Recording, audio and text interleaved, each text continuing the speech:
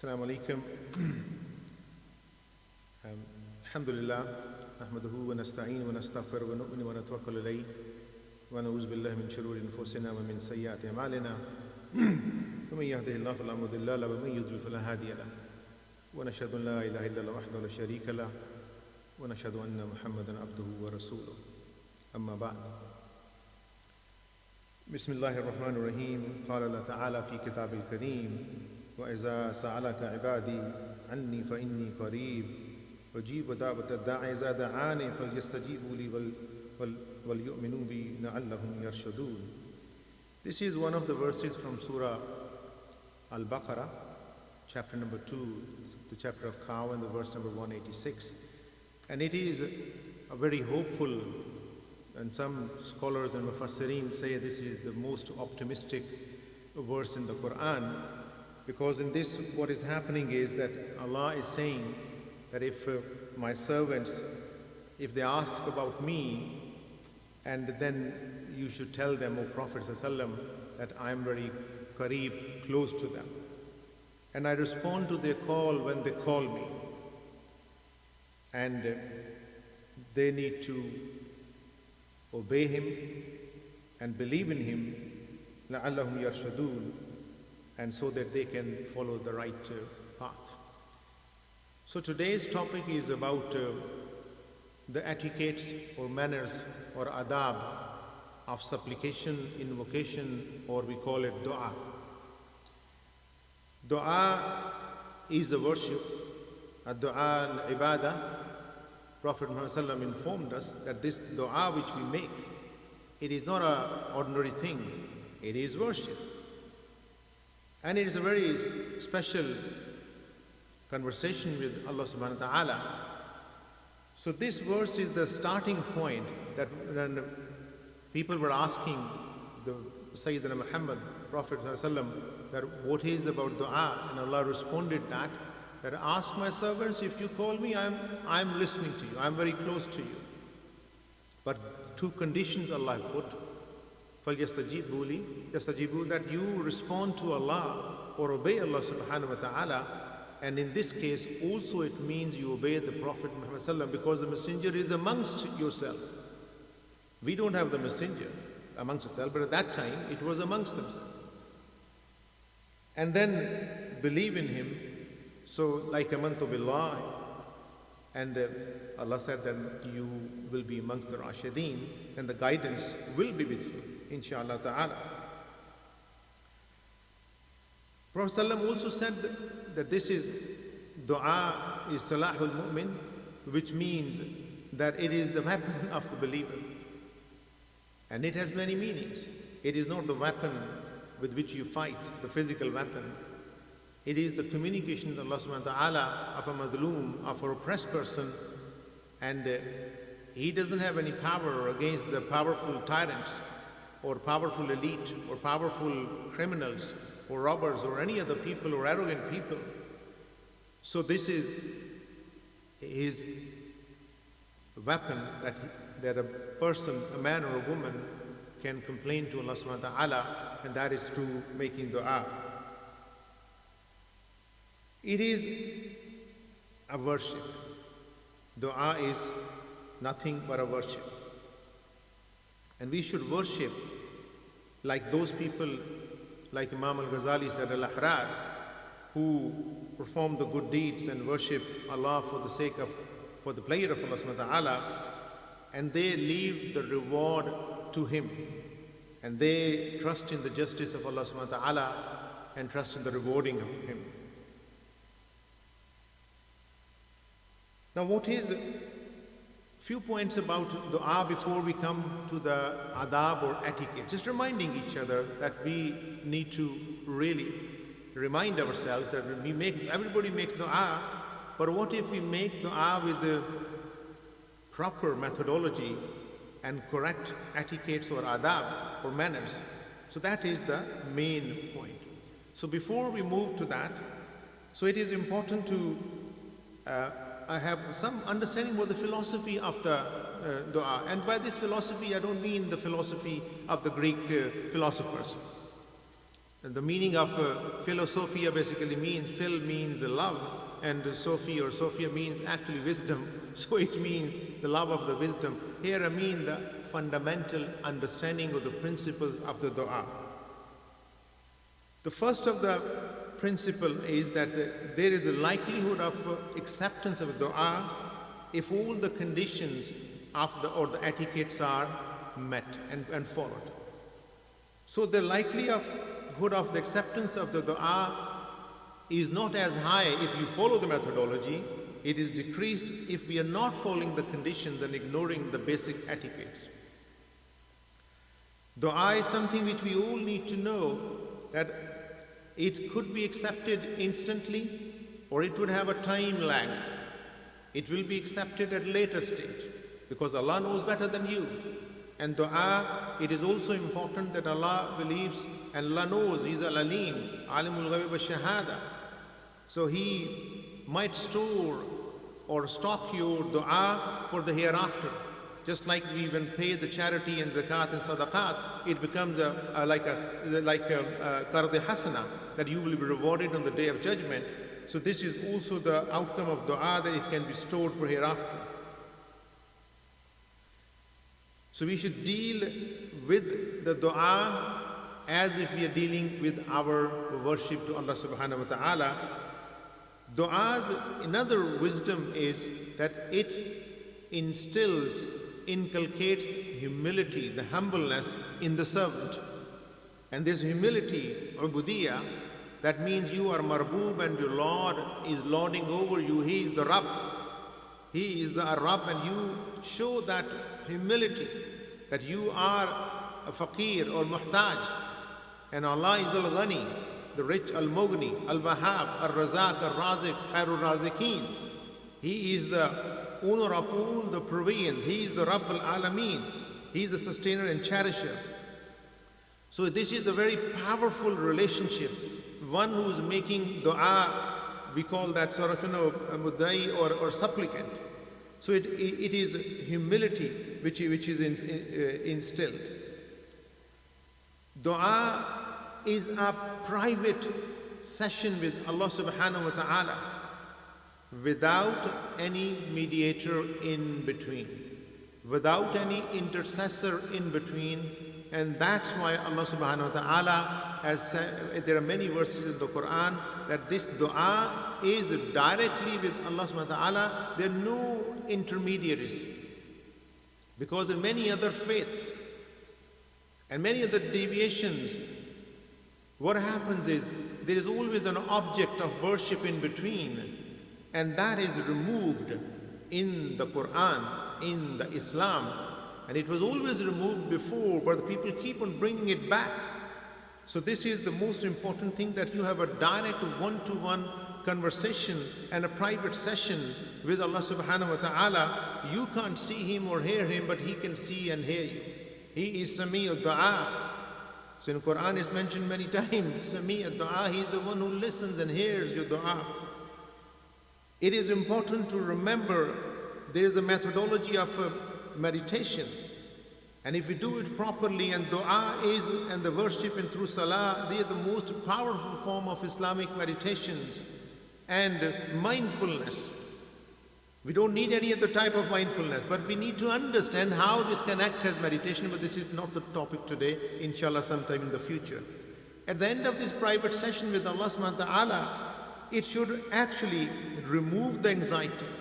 It should reduce the stress and increase the faith, which is iman, and also increase the trust and decrease the dependence on others, and the hearts will find tranquility.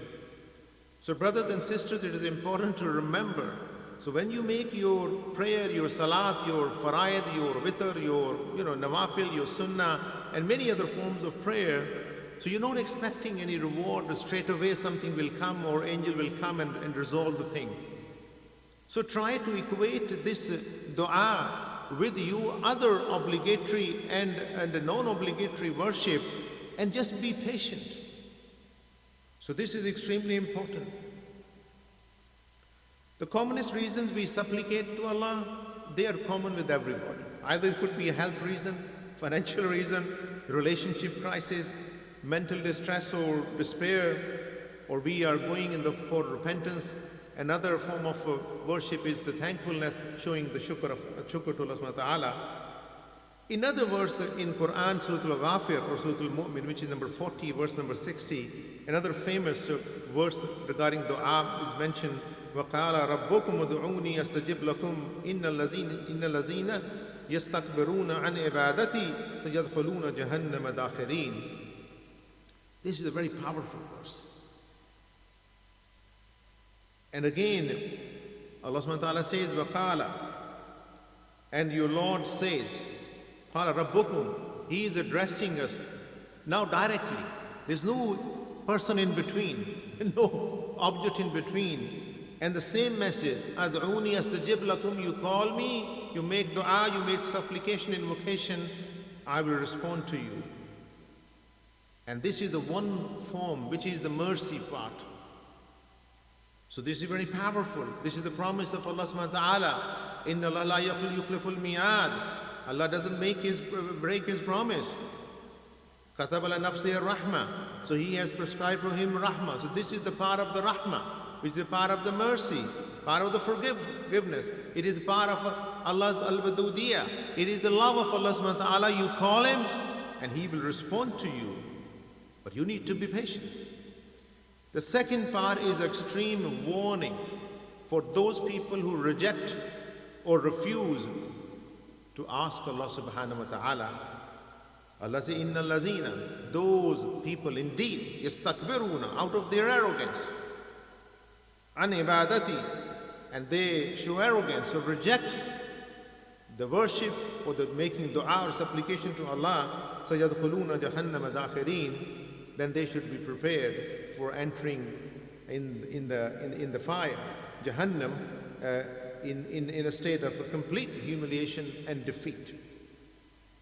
Prophet said, فَمَنْ لَمْ يَدْعُ اللَّهَ subhanahu wa ta'ala, those who do not call upon Allah subhanahu wa ta'ala, غَضِبَ اللَّهُ عَلَيْهِ. This is another interpretation and the part of the tafsir of this verse. So this verse is, whenever the dua is mentioned, this verse is always mentioned. So this is the verse number 60 in Surah Al-Ghafir, which is number 40. And I don't mind reciting again. وَقَالَ رَبُّكُمُ ادْعُونِي أَسْتَجِبْ لَكُمْ إِنَّ الَّذِينَ يَسْتَكْبِرُونَ عَنْ عِبَادَتِي سَيَدْخُلُونَ جَهَنَّمَ دَاخِرِينَ. Prophet also mentioned in the wisdom that this is dua. One is it is worship, and the second is it is the gist or the backbone or the brain or the net understanding of your worship. It is a mukhul ibadah, ad-du'a mukhul ibadah, and that is that it is you are asking rationally. This is something you are connecting with your Lord. This is like you see, like ihsan, that you know when you worship Him as if you see Him, and if you can't do that, at least believe that He can see and hear you. So this is the mukhul ibadah, this is the gist and the backbone of our worship, making dua. Rasulullah also mentioned in Ibn Majah that the laysa shay'un akramu ala Allah subhanahu min ad-du'a. There is nothing more noble to Allah subhanahu wa ta'ala, the glorified subhanahu, than the supplication, that the servant, that we make the men and the women, the children and the old people, the Muslim and the believers, that we make dua to Allah subhanahu wa ta'ala. Dua in its principles or philosophy we are discussing, that it is usually, quite often, most commonly is individual. But yes, there are times we can also do collective and congregational. When Zakaria alayhi salam, he asked for an offspring, and he was also saying, قَالَ رَبِّ هَبْ لِي مِن لَدُنْكَ ذُرِّيَّةً طَيِّبَةً إِنَّكَ سَمِيعُ الدُّعَاءِ. He was also praying to Allah, "Oh my Lord, grant me from your grace a pious offspring, and you are indeed Sami'ud Du'a, you are the one who listens to dua." So this is established now. So whenever you make dua, do not feel or go in a state of despair that it is not answered, because this is the understanding of the dua. This is the methodology and the principles of the dua, that you just Do the dua like your other worship and just wait. If it is good for you, Allah subhanahu wa ta'ala will decide. And sometimes Allah tests His servants in a different way. So it is important for us to remain patient and do not say things when in a state of impatience, because people end up saying wrong things. Now, in terms of adab of making dua, I would say there are two categories of adab.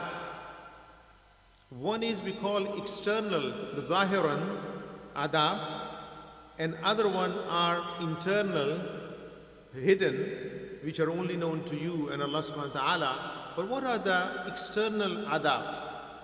And you all know that.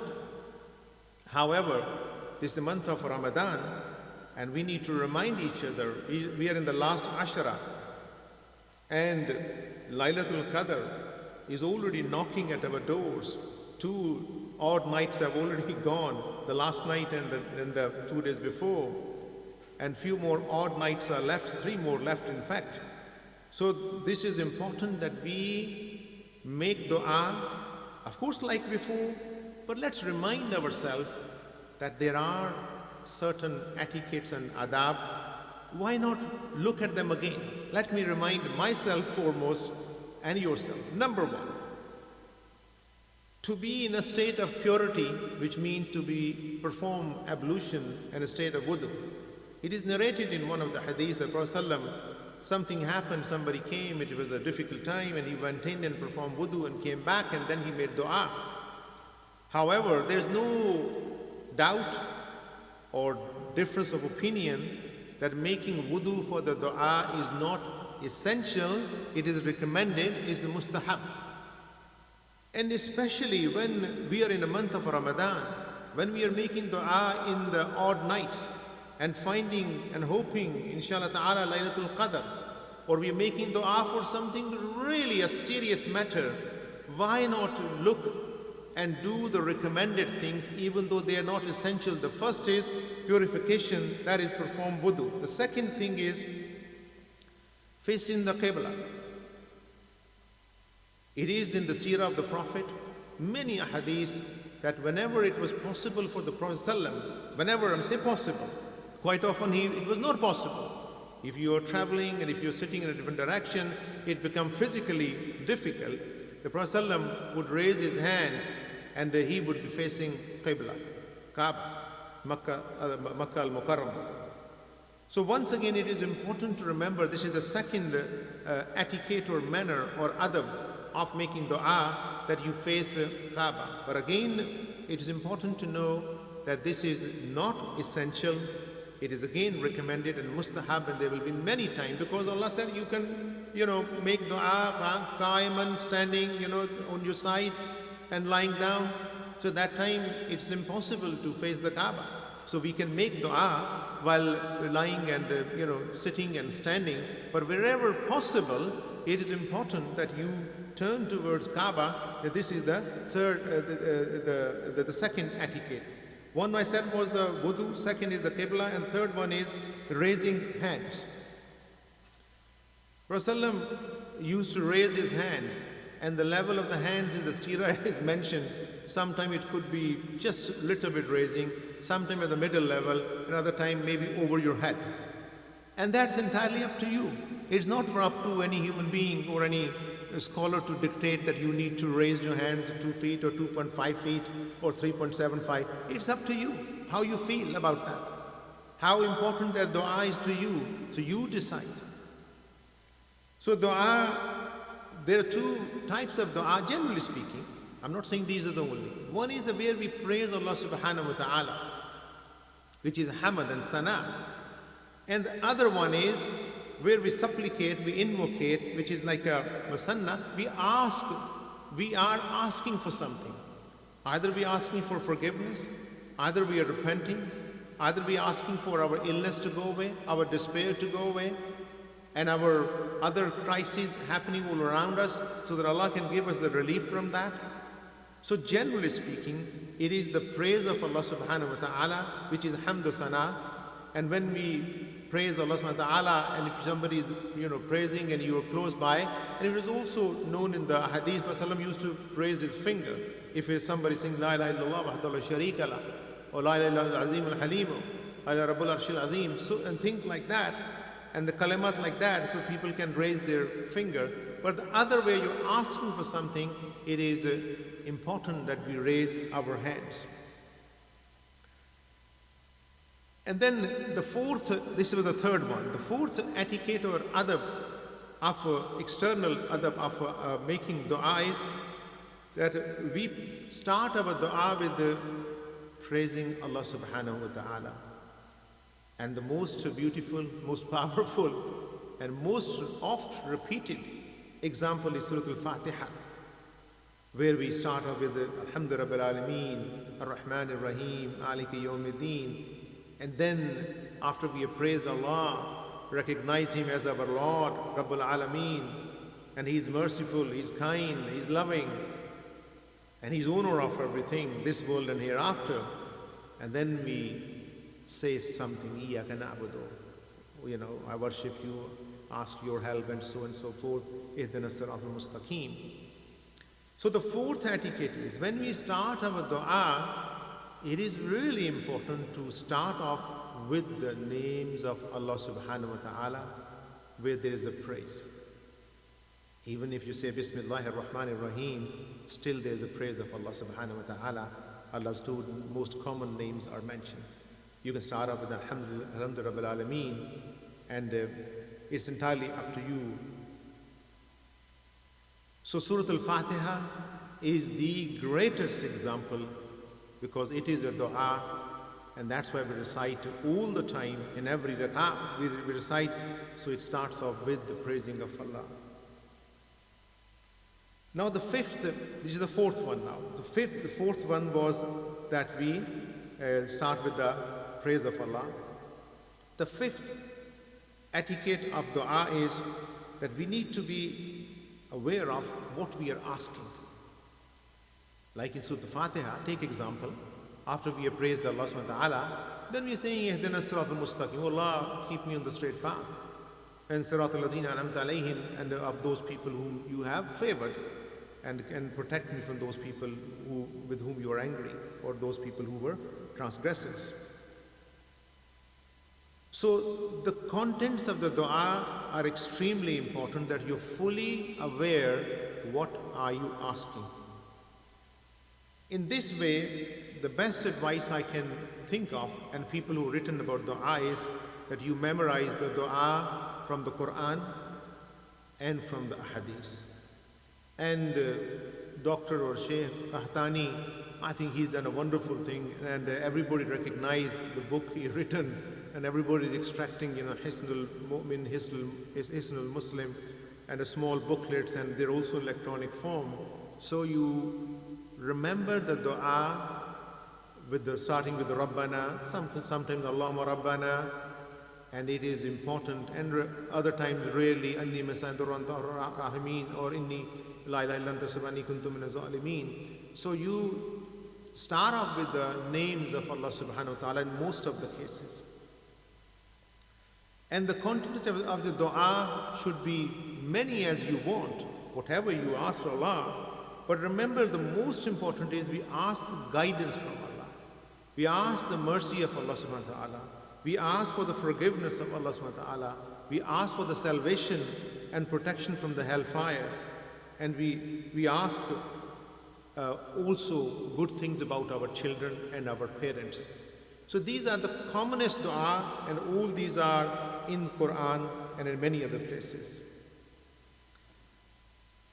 Then I've heard, maybe it was by mistake, many people are saying, oh Allah, if this is good for me, then give me. If it's not good for me, then don't give me. Like the dua of the istikhara.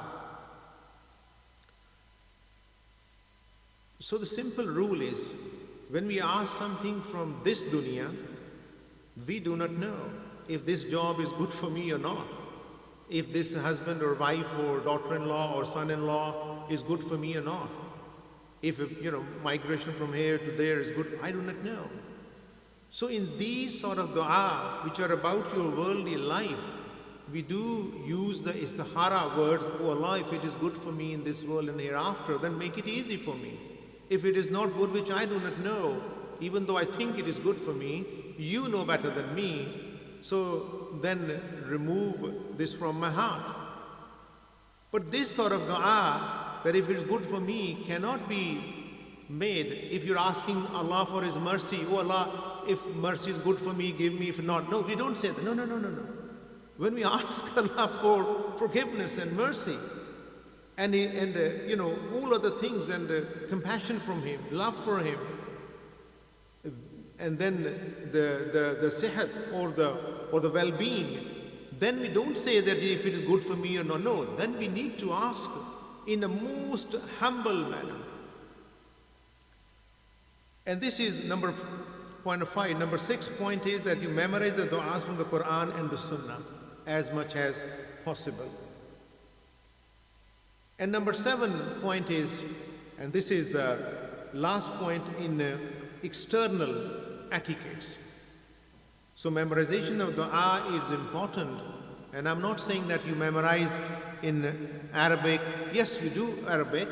However, if it is a difficulty, you can ask dua in your mother tongue, and it's absolutely fine. But our scholars say that when we are making dua in sajda, or we're making dua after we sit down in our farad salah, our obligatory prayer, then it is preferable that you don't use any other language. It is the dua from the Quran or from the hadith. But other scholars say that when you're reading your nafal, non-obligatory prayers, and if a need arises, you can use the other language. And this is the view of the scholars, and you can follow whatever you prefer. The final etiquette of the dua is when we should have, memorize all or know all these minimum 7 external etiquettes. And that is when we finish the dua, everybody knows that, and everybody knows. Perhaps many people might have been saying that it is to sending the salam and salutations or our beloved Prophet Muhammad sallallahu alaihi wasallam. So quite often we finish the dua, wassalamun al-mursaleen walhamdu rabbil alameen. We also end our dua, you see, Sayyidina Muhammad wa alihi wa sahbihi ajma'een. And we need to end our dua with these things. One is the praise of Allah, then other in between 5 other etiquettes, and the final sending the salam and salutations on our Prophet sallam. And otherwise Prophet sallam said, our dua becomes suspended. It doesn't reach Allah, and how it is suspended, Allah knows best, but we need to know these etiquettes. So dua has a beginning, it has a middle, it has an end. Like our own life, we have a journey, we have a beginning, we are born, we have an end, that we will die, and then the middle is our life. Now,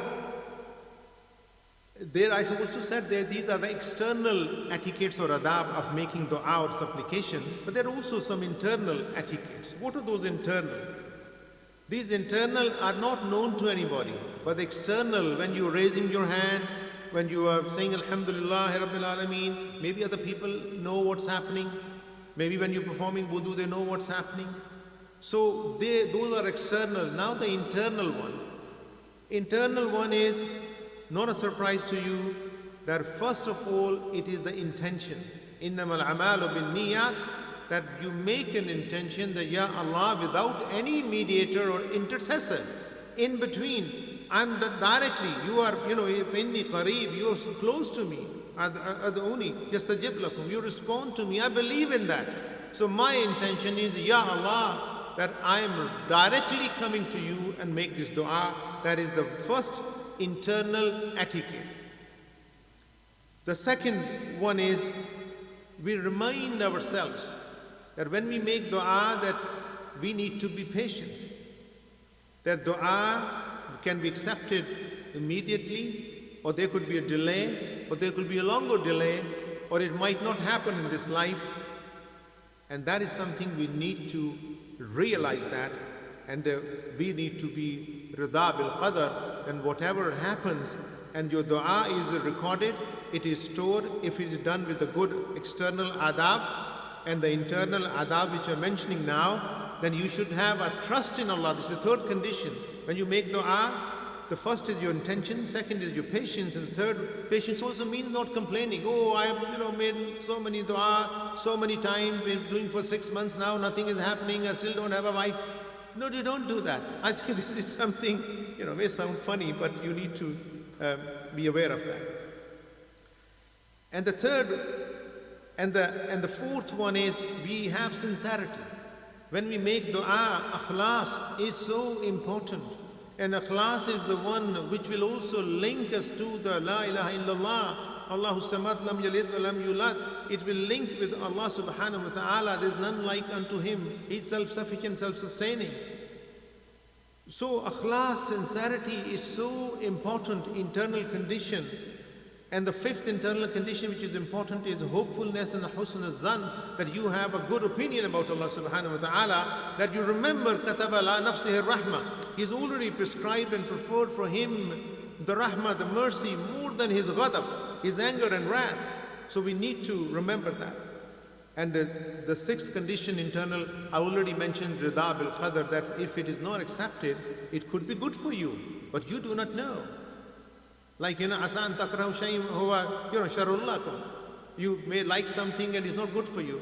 And, and Allah tuhibbu shay'in huwa sharrun lakum. You may love something and it might not be good for you. And vice versa.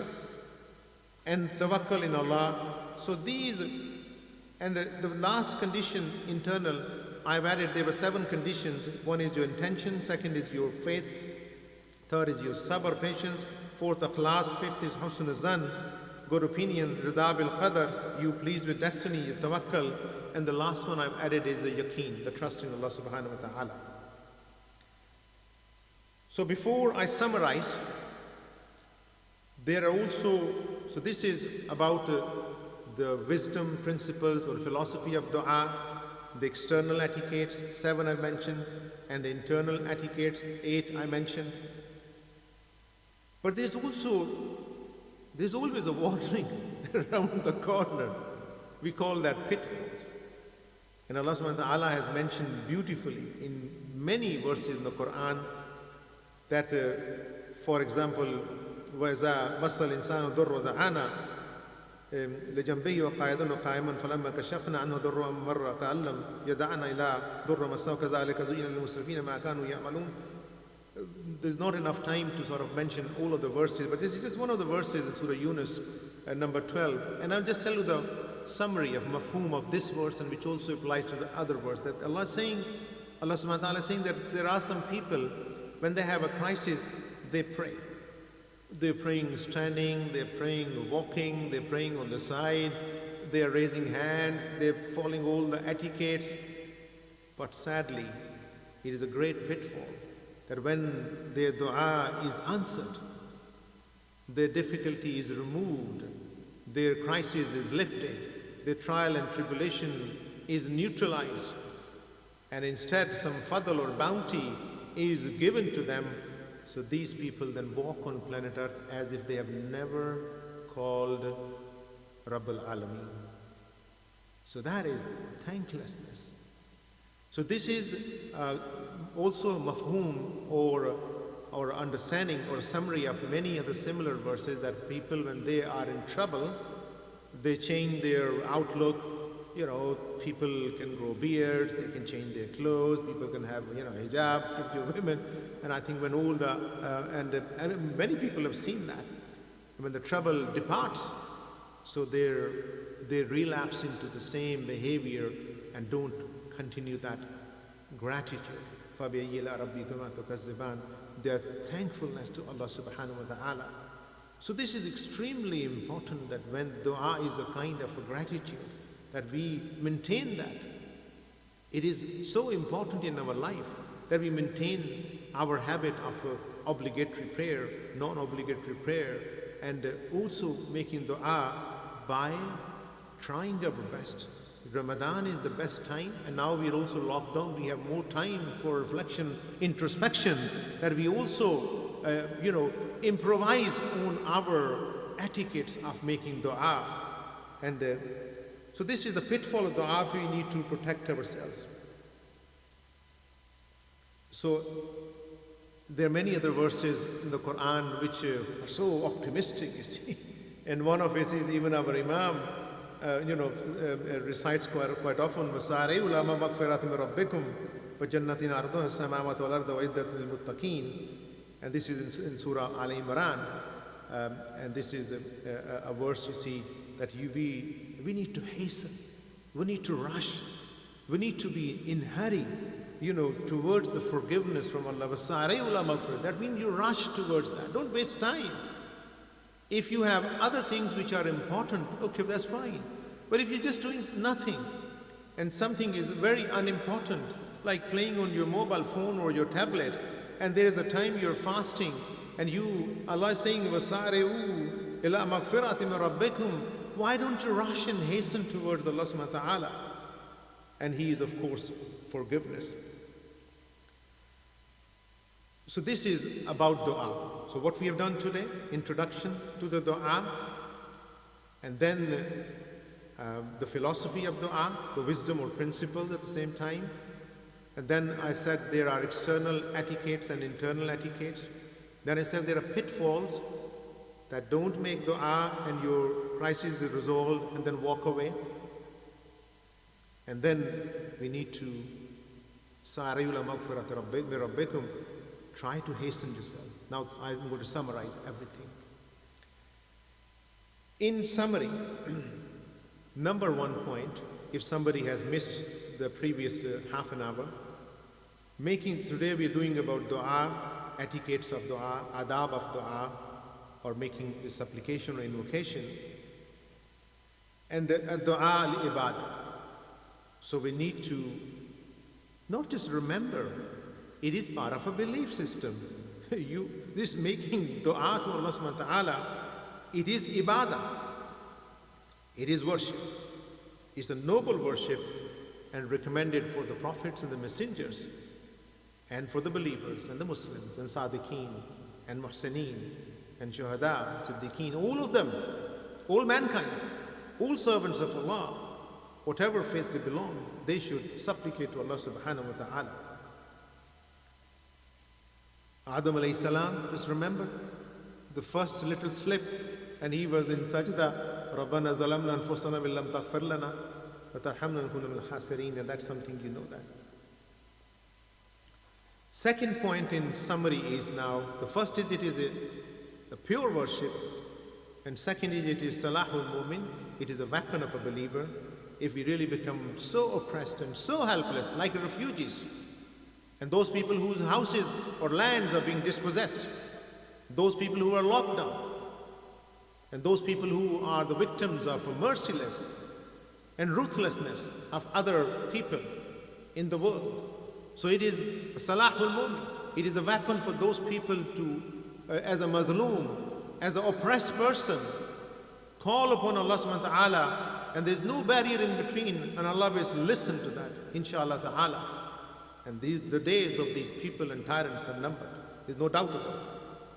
This is mukhul ibadah. And the dua, I'm summarizing, laisa shay'un akramu ala Allah subhanahu min ad-du'a. Nothing is more honorable to Allah subhanahu wa ta'ala that except the dua, the supplication. Rasulullah also warned, man lam yad'ullah subhanahu, those people who don't call upon Allah, and according to the other verse in Surah Al-Ghafir, yastakbiruna an ibadati, out of the arrogance and rejection, then ghadib Allah alayhi.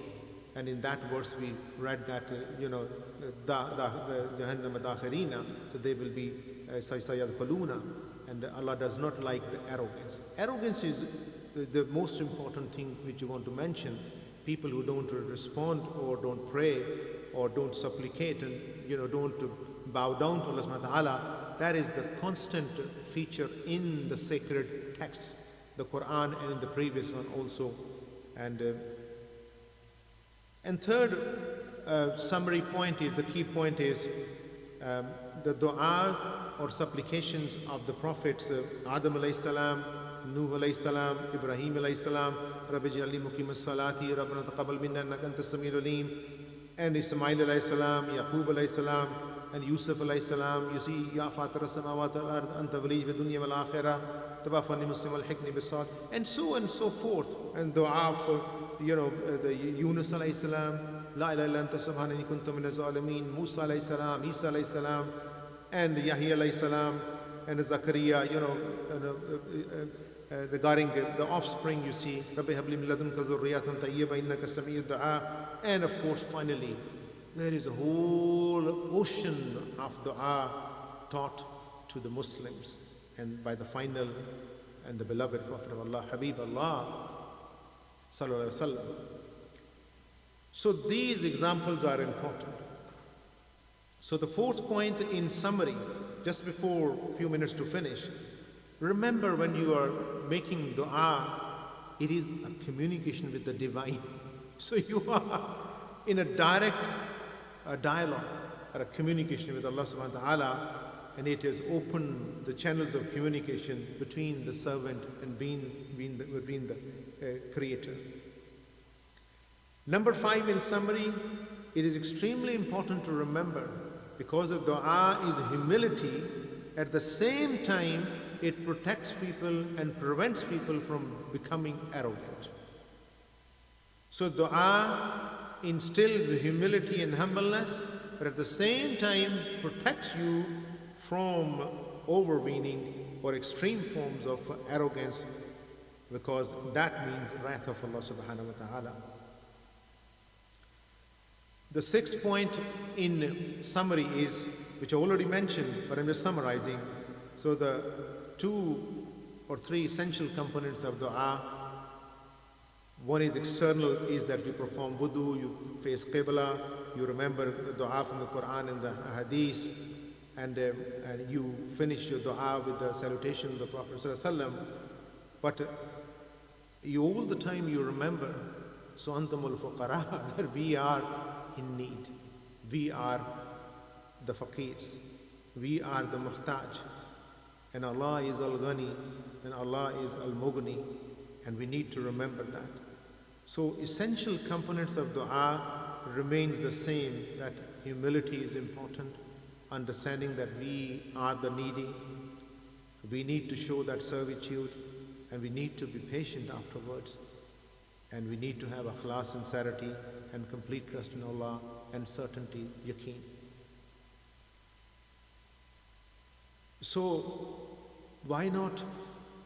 Few days in Ramadan are left. Laylatul Qadr, last 2 odd nights, whether it was there or not, Wallahu alam. Why not? For the last few days of Ramadan, we try our best to make the dua with the perfect etiquettes externally and internally. I don't have time to repeat it. You can rewind and listen.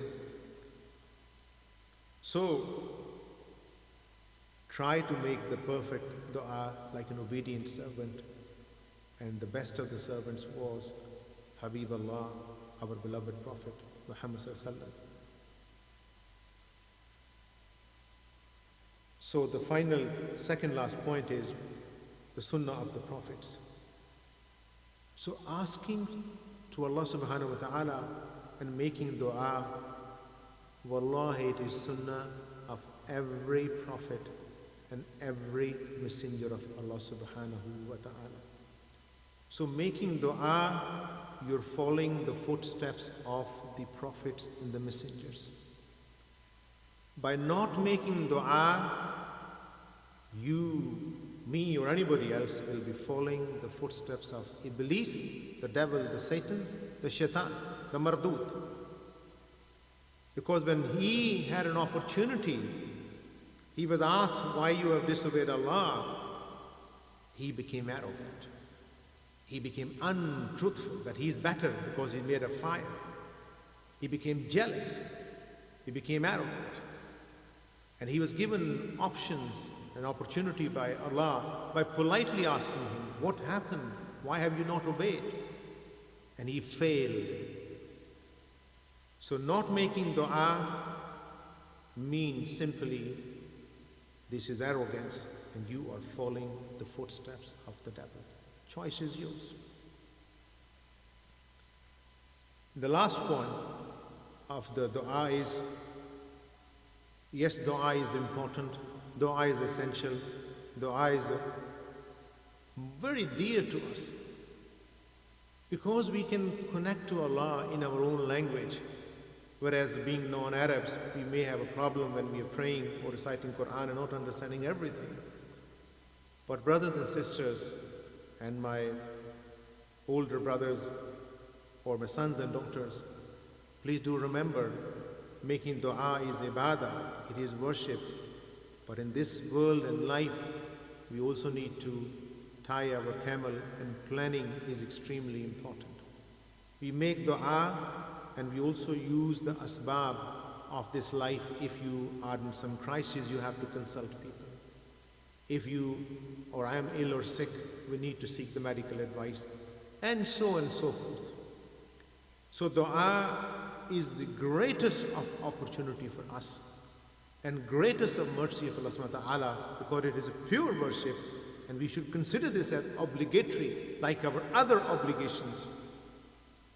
But the planning and the hard work is extremely important. It should not stop. That is against the rational faculties Allah has given us.